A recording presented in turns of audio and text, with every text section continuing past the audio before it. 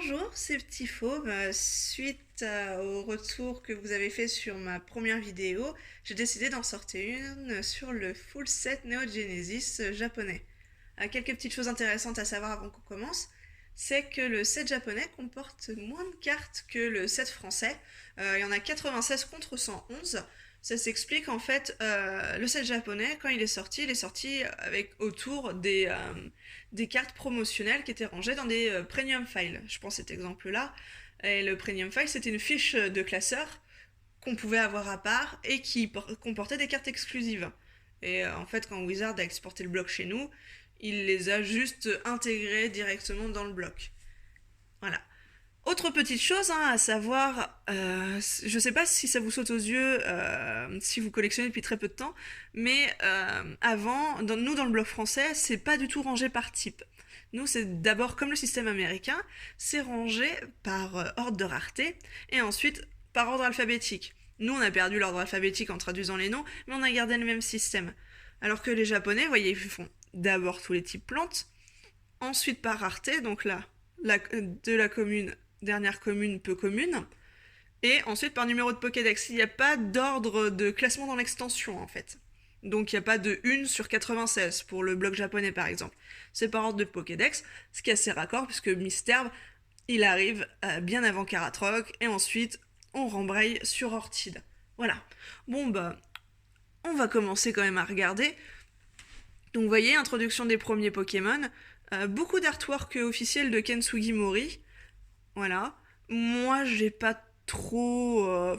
C'est pas ce que je préfère, je les trouve assez statiques. Je trouve qu'il n'y a pas trop d'interaction avec le décor, contrairement à celle-là, vous voyez, qui est vraiment.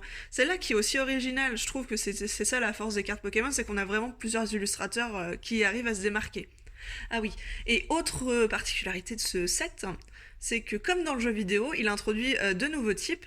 Donc on a le type obscur, ténèbres et acier. Donc on aura des nouveaux types de Pokémon et aussi, ça c'était moins influent dans le metagame, les bébés Pokémon. Voilà. Donc voilà, et là on va avoir les holos du coup. Vous voyez qu'ils sont tous regroupés ensemble. Donc là on a le Méganium, qui est vraiment très beau. J'aime beaucoup le Joliflore, qui est vraiment très joli. Il y en a deux en plus. Elle est vraiment belle. Le Cotovol, le Scarino. Et là, tout de suite, les Pokémon Feu. Alors, il n'y en a pas beaucoup pour le premier bloc. Hop. Et vous voyez, à chaque fois, on a un seul Méganium, un seul Typhlosion. Voilà. On arrive tout de suite sur les Pokémon de type eau. Alors, après, il y en avait qui étaient vraiment assez populaires. Je pense par exemple à Marill, qui a été traduit tel quel. Vous voyez, Marill, c'est pour les Pokémon qui ont été assez influents, comme ça je pense aussi à Pikachu, on a gardé le nom original. Voilà. Même des fois, là par exemple, là j'ai le Hipporois sous les yeux, les Américains ont gardé le même nom que le nom japonais, qui est Kingdra. Voilà. Vous voyez, encore de l'artwork officiel. Alors, moi je suis team alligature, donc je trouve que c'est l'alligature qui a vraiment le plus la classe, on va pas se mentir. Hop, je vais essayer ce qu'on voit bien le Azumarill. Voilà. Le Pikachu, premier Pokémon électrique. Alors, le bébé Pokémon Pichou, qui est le seul bébé Pokémon là de ce set qui est holographique. Je pense que c'est surtout parce que Pikachu était populaire. Voilà. Et du coup, il arrive après Pikachu. Voilà, encore des artworks officiels, beaucoup. Pareil pour le Faran et les kits, qui est aussi un bébé Pokémon. Vous voyez, la Pichou, hop, je vais essayer de bien la montrer. Elle est vraiment magnifique. Il y a vraiment des très très beaux effets sur l'holographisme. On a le côté rouge et bleu pour or et argent, c'était vrai, et elle est vraiment belle. Hop. Après, Ramolus, qui a l'air d'avoir une vie assez pénible, vu comment il est dessiné. Le Natu, Girafarig, Xatu, Rwagada. Voilà. Là, on a quand même pas mal d'artwork de Ken Sugimori. Alors, là, voilà. On a les nouveaux types, les types ténèbres et le type acier. Bon, le type ténèbres, c'est un peu fait avoir sur le premier set. Vous voyez, c'est pas des holographiques. Contrairement au Stélix et à l'Hermure. Et je sais pas si on voit bien la caméra, mais l'effet sur le gris de la carte est vraiment très très beau, quoi. On n'a même pas l'impression d'avoir la même finition sur la carte. Et en dernier, parce qu'il est puni ce type, hein, même dans le jeu vidéo, le type normal. Par contre, qui a la plus belle carte du set, hein, je trouve. Je vais essayer de vous la montrer. Qui est... Voilà. Oui, allez. Même les deux, là, allez. Voilà. Le Lugia et le Togekiss. On est vraiment sur des très belles cartes. Le Lugia est vraiment très beau. Moi, je préfère Lugia au haut, de toute façon. Donc là, je suis contente. Le Togetic, le Lugia. Le Lugia, il est vraiment magnifique, quoi. On a vraiment une belle illustration. Enfin, c'est vraiment de la belle carte. Et à côté, le petit Mélo qui est trop mignon, mais du coup, qui lui a pas sa version holo. Voilà. Ensuite, dans les dresseurs, ce qui est intéressant, celle-ci. Alors, je sais pas si vous allez bien la voir. Je vous la montre. On voit un tout petit Pokémon qui est en train de téter. Et donc, ce qui ressemble en fait à un corps de vache, c'est pour le lait meumeux. Voilà. Le Momo Milk. Et en fait, ça a été changé parce qu'on trouvait ça gênant qu'un fouinette tête euh, une sorte de corps de vache, une sorte de faux biberon.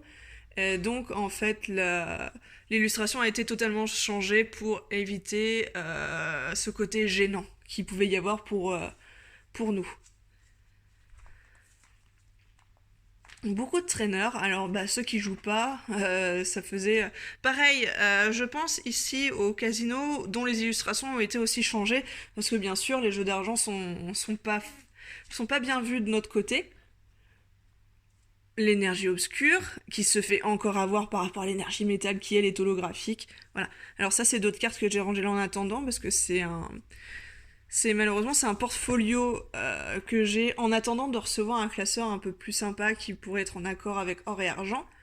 Moi je vous conseille pas ce genre de portfolio. Je vais essayer de vous montrer à la caméra. Ça coûte pas très cher, hein, c'est sûr, mais t'en as pour ton argent. Parce qu'en fait, vous voyez, cette bordure-là, elle se décolle super vite. Et donc, le plastique s'en va, la feuille, elle se balade, et t'as le carton qui se balade. C'est... je trouve que pour protéger des cartes qui peuvent valoir un certain prix, je trouve ça vraiment dommage. Je vous conseille plutôt, j'en ai un sous la main, voilà, ce genre d'item pour les classer. C'est plus cher, c'est sûr. Par contre, on peut en ranger beaucoup plus. Je crois qu'on est sur une capacité de 360 ou 380, je sais plus. Et vous voyez, c'est pas transparent. On a quelque chose d'opaque et avec une certaine texture, ce qui permet aux cartes de pas glisser, de pas bouger, donc de pas les abîmer. C'est beaucoup plus qualitatif. Et on peut ranger les cartes une par une parce qu'elles sont toutes, tout le plastique est scellé indépendamment. Voilà, moi je trouve ça mieux. Il y a des cartes qu'on paye assez cher, c'est pas pour les ranger dans un truc qui va se déliter en morceaux. Voilà. Donc on a fait le tour. Voilà, 96 cartes c'est assez rapide, c'était des petits blocs. Alors que maintenant, je pense à Soleil et Lune, des fois il y en a plus de 200, enfin c'est un truc de fou. Mais voilà. Surtout, en plus, une énergie holo comme ça, elle est vraiment belle. On avait vraiment les petits débuts de la 3D. D'ailleurs, je pense à ces cartes-là qui existent toujours, ces atoires qui existent toujours quand on joue dans le metagame. Voilà. Et franchement, hein, bien sûr, le Lugia qui est vraiment très très beau, quoi. Moi, je trouve que les holos qu'on a actuellement, elles ont plus ce petit effet. Après, c'est peut-être la nostalgie qui parle, hein, mais elles ont plus ces petites paillettes, ces petits points qui étaient vraiment très beaux. Pareil pour les Rivers, moi qui ne m'enchante pas plus que ça. C'est pour ça que je suis très contente de rester sur ce genre de set et de l'avoir en entier. Voilà. Écoutez, mais je vous dis merci à tous d'avoir regardé cette vidéo. J'ai le full set aussi de Rocket, le premier. Pas le Team Rocket Returns du bloc X, mais le tout premier de chez Wizard. Donc si ça vous intéresse, je pourrais aussi faire une vidéo dessus. Prochainement aussi, je reçois le fameux Premium File dont je parlais en début de vidéo, avec la lignée Hérissandre, Germignon et Camille. Si vous voulez, je pourrais vous le montrer, je le reçois scellé, comme ça vous pourrez voir l'objet, et je reçois les cartes en loose. Comme ça vous pourrez voir les deux si jamais ça vous intéresse. Vous pouvez me le dire en commentaire, il n'y a pas de souci. Je vous souhaite une très bonne journée et à bientôt.